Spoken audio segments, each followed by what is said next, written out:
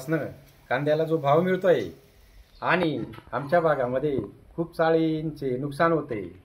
खूप चाळी असं लोक म्हणजे काही लोक चोर असतात, ते घरापासून लांब असलेल्या चाळ्यांमध्ये कांदे चोरून नेतात आणि शेवटी काही लोक असं असतात की त्यांची मानसिकता ठीक नसते, ते काय करतात युरिया टाकून कांद्यांची नासाडी करतात.